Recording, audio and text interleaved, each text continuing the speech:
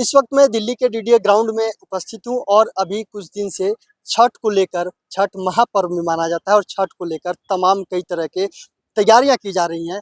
मैं यहाँ पे उपस्थित हूँ और मैं इनसे जानूंगा, देखेंगे आप विजुअल में देखेंगे कि कितने प्रकार से यहाँ तैयारी की जा रही है, कितने उत्साह के साथ यहाँ पे घाट बनाए जा रहे हैं। कई घाट है यहाँ पे। माना जाता है कि दिल्ली के सभी ब्रेक ग्राउंड से एक ये भी एक बड़ा ग्राउंड है जिसमें तैयारी की जा रही है और यहाँ के संस्थापक हैं, उनसे हम बात करेंगे कि क्या सुरक्षा के मद्देनजर रखते हुए और यहाँ पे जो भीड़ भड़ाका है उससे क्या कितने तमाम तरीके के इंतजाम किए गए हैं।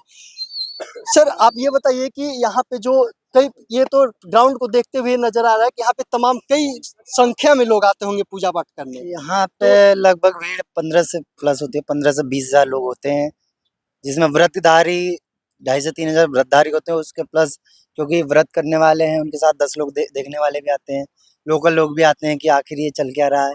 ऐसे बहुत भीड़ होती है। उसके मद्देनजर रखते हुए हर पॉइंट को आपने देखा कि बैरिकेड करा रहे हैं हम लोग, ताकि कोई बच्चे अंदर ना घुसे, केवल व्रतधारी अंदर आ सके। और यहाँ ऐसा कोई एक ऐसा देश में मैं मानता हूँ कि ऐसा पर्व है जो बिल्कुल शांति और सौहार्द के साथ मनाया जाता है। यह आस्था का पर्व है, क्योंकि अशांति वहाँ होती है जहाँ की किसी एक को सलाम किया जाता है। मेरा एक कहने का मतलब ये है कि कहीं भी देखते हैं कि जो अपने चरम पे होता है उसको दुनिया सलाम करती है। अब पूर्वांचल के भाई बंधु तो वो हैं जो ढलते को भी सलाम करते हैं, क्योंकि जिसका जो ढलेगा वो एक दिन ना एक दिन उगेगा। सूर्य रात को ढलता है तो सुबह को उसका उदय भी होता है, अस्त के साथ उदय जुड़ा हुआ है। तो हम तो पूर्वांचल के लोग हैं, चाहे वो निचले तबके हुए हो चाहे उछले तबके हो, सबका एक सम्मान एक नज़र से देखते हैं और उसके सौहार्द के ऊपर हम पूजा पाठ करते हैं। अच्छा, आपको जब अपने संस्थान के द्वारा इतने इंतजाम किया तो क्या सरकार की तरफ से आपको भी कुछ बिल्कुल सरकार पहले हम हिंडन नदी पे करते थे, जो यमुना की नदी है, उस पे एनजीटी के राजनीति कह ले या कोई भी एक रवैया है जो उसके तहत दिल्ली वालों के साथ पता नहीं क्या गुनाह दिल्ली वालों ने किया है, पूर्वांचल वालों ने, कि यूपी में तो छठ कर लो, हरियाणा में छठ कर लो, दिल्ली में आते ही रोक लगा देते हैं। ये समझ में नहीं आती। कहते हैं कि ये छठ पूजा का नाम है, पूर्वांचल वाले उसको गंदा करते हैं, जबकि उनके एनजीटी वालों को बताया ना, उनको नॉलेज नहीं है, क्या नहीं है, ये समझ में नहीं आती कि जो अर्घ हम देते हैं, दूध का अर्घ जो दिया जाता है सूर्य भगवान को, दूध से पानी में जो कीटाणु होते हैं, जो विषैले चीजें होती है, उसकी सफाई होती है। ये साइंटिफिक रीजन भी है, परंतु उनको लगता है कि गंदगी हो तो कोई बात नहीं। हमने सरकार से आग्रह किया, सरकार ने हमें जगह दी और हम यहाँ अपना कृत्रिम घाट पे छठ कराने के जा रहे हैं। आपके हिसाब से इसमें कितने घाट बनाए गए हैं? घाट की कितनी जनसंख्या है? पहली बार हमने किया था यहाँ 4 बनाया था, जनता की डिमांड ज्यादा भीड़ आई, हमने अगली बार 8 किया, उसके बाद 10 किया और इस बार 15 कर रहे हैं। कितने सालों से आप ये इंतजाम कर रहे हैं? देखिए पहले मैं न्यू कॉलोनी के अंदर करता था, जो एक छोटा सा पार्क था उसके अंदर, वहाँ 500 से 700 लोग होते थे।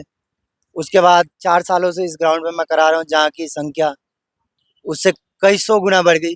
500-700 से लेकर अब 18-19 हज़ार की भीड़ आ रही है। तो यहाँ पे तो बड़ा भव्य होता है और मुझे लगता है कि दिल्ली के अंदर कृत्रिम घाटों में सबसे बड़ा घाट है ये। देखिए, जिस प्रकार से आपने बताया कि यहाँ पे 15 से 20 हज़ार की जनसंख्या में लोग आते हैं, तो उसके हिसाब से सुरक्षा के मद्देनज़र से क्या सुरक्षा की व्यवस्था की गई? हो सकता है कि उसमें भगदड़ भी हो सके, 15 से 20 हज़ार की संख्या बहुत होती है। इस ग्राउंड के अंदर 3 गेट है, हमने तीनों गेट ओपन रखते हैं। क्या कोई खुदा ना खास्ता, हालांकि अभी तक तो 32-33 साल का मैं हूँ और कभी नहीं सुना कि छठ के ऊपर कोई भगदड़ हुआ है, क्योंकि एक ऐसा यही त्योहार है जहाँ आज तक मैंने चाहे न्यूज के माध्यम से चाहे और तरीके के माध्यम से कहीं नहीं सुना कि छठ पे भगदड़ हुआ। नहीं हुआ नहीं हो, आगे ठीक है, आने वाली तो संभावना हो सकती है। संभावनाओं को लेके देखते हुए हमने 3 गेट बनाए हुए हैं। कोई ऐसा होता है तो हमारे वॉलंटियर्स होंगे, सारे हमारे यहाँ अपने लोकल लोग हैं, सब एक दूसरे के सहयोग से, क्योंकि इतना बड़ा घाट बनाना हमारे एक अकेले की बस की तो है नहीं। लोगों ने आप देख रहे हैं कि लोग अपने आप सफाई व्यवस्था सब करने में लगे हुए हैं, तो सबके सहयोग से सब मिलजुल के करेंगे। यानी कि आप अपने वॉलंटियर्स रख रखे हैं, प्रशासन के द्वारा क्या है? प्रशासन कितने दिल्ली पुलिस सहायता करेगी हमारी, जो हर साल करती है। हालांकि उसकी हमें जरूरत पड़ती नहीं है, पर आएगी उसका भी वेलकम है, क्योंकि उनके बिना एक, क्योंकि हमसे लोग कम हो सकता है डरे, पुलिस को देखते ही लोग डरते हैं, तो थोड़ी और व्यवस्था हमारी दुरुस्त हो जाएगी। अच्छा, मतलब प्रशासन के द्वारा भी बिल्कुल, व्यवस्था। बिल्कुल, प्रशासन की व्यवस्था होती है, हर साल होती है। और कल यहाँ एसीपी भी आए थे, आज थोड़ी देर में डीसीपी आने वाले हैं, तो प्रशासन भी अपनी तरफ से आता रहता है, करता है, तो व्यवस्था जायजा लेता जिस प्रकार से इन्होंने बताया कि प्रशासन के द्वारा भी इन्हें मदद मिलता है, सरकार के द्वारा भी मिलता है। ये बता दूं मैं आपको कि ये पर्व झारखंड, बिहार यानी पूर्वांचल के लिए महापर्व माना जाता है। उसी प्रकार से धीरे-धीरे अब ये बढ़ते-बढ़ते पूरे देश में महापर्व को तरह माना गया, महापर्व मनाया जाता है। इसे जहाँ-जहाँ पे पूर्वांचल के लोग रह रहे हैं, वहाँ इस त्योहार को धूमधाम से मना रहे हैं और प्रशासन के द्वारा भी त जब से स्टार्ट हुआ है छठ, तब से जाँच पड़ताल की जा रही है। आप देख सकते हैं, कैमरामैन से आग्रह करेंगे कि तमाम वो फील्ड दिखाएँ जहाँ पे कई लोग कर्मचारी काम करने में लगे हैं, ताकि अच्छे तरीके से छठ घाट को बनाया जाए और छठ पूजा मनाया जा सके, पूर्वांचल के लोग अच्छे तरीके से मना जा सके। अब देखते हैं, कुछ देर में डीसीपी साहब भी आएँगे, उससे भी बातचीत करेंगे। तब तक के लिए बने रहें मेरे साथ। संजय सक्सेना के साथ मैं क्राइम फ्री इंडिया न्यूज़ से।